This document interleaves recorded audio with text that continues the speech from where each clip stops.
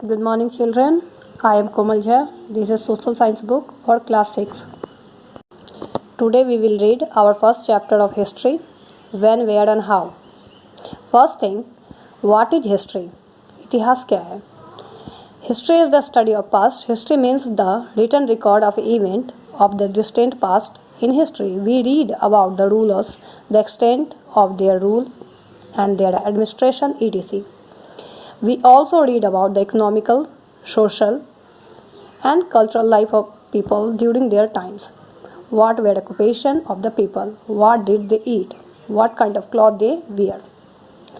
इतिहास में हम बीते हुए समय के बारे में जो हमें लिखित जानकारी मिलती है, उससे हम उस समय के शासक, उनके शासनकाल और उस समय की आर्थिक, सामाजिक और सांस्कृतिक स्थिति को जान पाते हैं। उस समय के लोग क्या काम करते थे, क्या खाते थे, किस तरह के कपड़े पहनते थे। Second is importance of history. इतिहास का क्या महत्व है? History teachers about the culture of people of various countries and civilization. This help us to understand and respect all the societies cultures. Thus, history teaches the true citizen of the world. The Greek historian Herodotus, known as the father of history. इतिहास हमें विभिन्न संस्कृति, विभिन्न देशों के संस्कृतियों के बारे में हमें समझाता है, सिखाता है, हमें बताता है कि हम किस तरह से एक सही नागरिक बन सकते हैं. ग्रीक हिस्टोरियन, इतिहासकार हेरोडोटस को फादर ऑफ हिस्ट्री हम जानते हैं. Time frame in history. History is divided into two periods, prehistory and post-history. Prehistory refers to the very distant past when early men had not yet learned the art of writing. Our knowledge of prehistory is based on the archaeology as there are no written record of this period. And history. History on the other hand deals with the period of written record of the past event.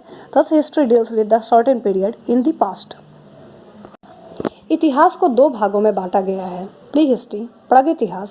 प्रागइतिहास जो है, जिस वक्त इंसान पढ़ना लिखना नहीं सीख पाया था, उसको लिखने की कला नहीं आती थी, तो प्री हिस्ट्री को, प्रागइतिहास को हम पुरातात्विक स्रोतों के द्वारा जान पाते हैं. और इतिहास में हमें लिखित स्रोतों के द्वारा इतिहास की जानकारी हमें मिल पाती है. Now, date in history.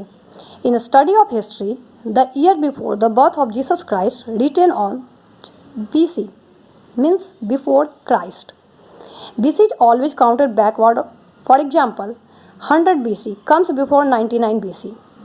The years after the birth of the Jesus Christ are written as AD. This stands for the Latin word Anno Domini, means the year of our Lord.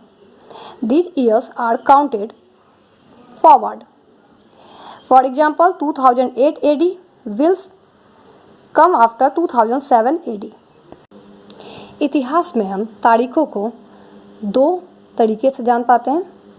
पहला है before Christ, मतलब ईसा मसीह के जन्म से पूर्व के सालों को हम बिफोर क्राइस्ट में जानते हैं.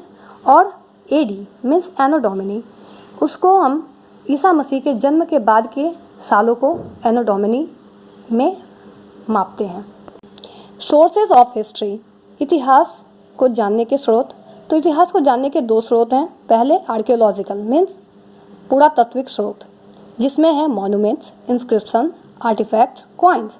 एंड दूसरा लिटरेरी मीन्स साहित्यिक स्रोत, जिसमें रिलीजियस और नॉन रिलीजियस लिटरेचर के थ्रू हम इतिहास को जानते हैं. तो पहले आज हम आर्कियोलॉजिकल सोर्सेज के बारे में पढ़ेंगे. तो आर्कियोलॉजिकल सोर्सेज में पहला है मॉन्यूमेंट्स मीन्स स्मारक.